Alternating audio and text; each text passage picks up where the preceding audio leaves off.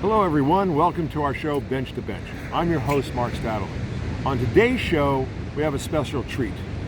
The story about how I tell stories and how I became a storyteller. Quite simple, quite easy, but it goes back a little ways. Tomorrow I'll be 67 years old. On my 20th birthday in 1974, I retired from active work and went on the road selling airbrush t-shirts. We went out, all loaded up, cab over camper, trailer full of t-shirts, went on the road from California to Florida.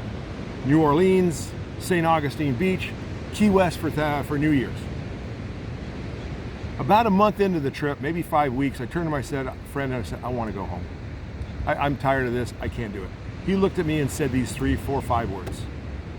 You can't go home. You've got no stories to tell. 40 some odd plus years later, I got more than one story and less than 1,000. That's how it goes.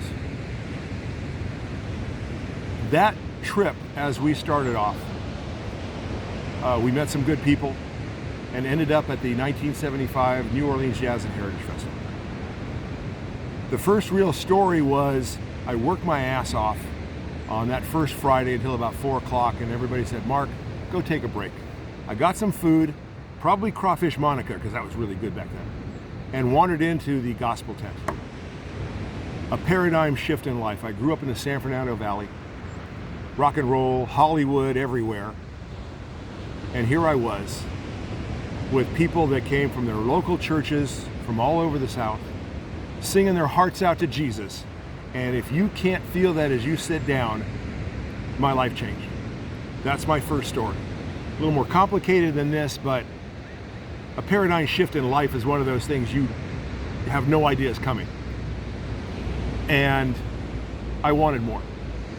Every year, the first thing I do is get now Peyton's crawfish sacks with real ramen sauce and crawfish hush puppies, and I go sit in the gospel tent.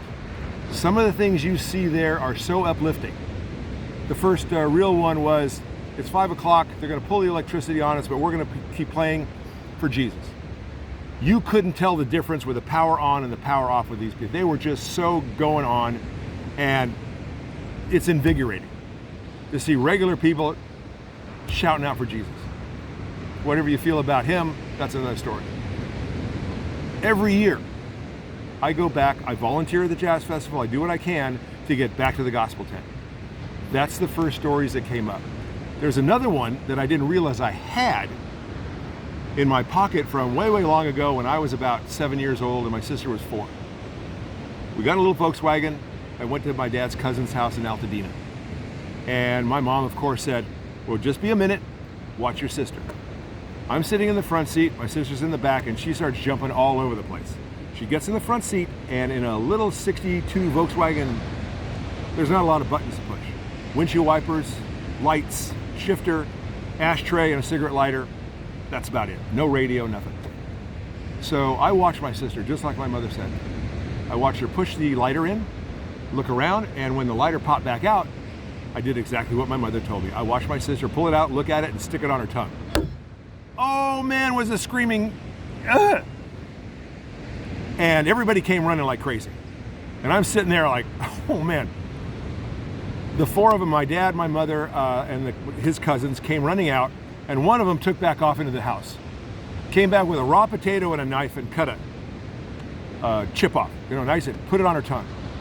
To this day, I don't know that the potato actually stopped the pain or stuffing something in her mouth stopped her screaming. But my mother ended up asking me, what the hell? Not in those words. I said, I did exactly what you said, Mom. I watched my sister. I watched her doing the whole thing. And that was my first real story of stories. I just didn't know I had it until later. So, enough said. As we go along with Bench to Bench, I'm going to sit down every once in a while, explain to you why you should go bike riding and get started for your heart, for your life, for the love and the passion you have to get to the next day. And along that way, I'll tell you the little stories that I have and I built up over the years. Like I said, I got more than one and less than 1,000. So,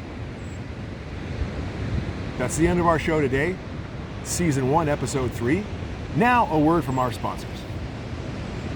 We're here for the grace of pedalordive.com and Pedal or Die Bicycle Works.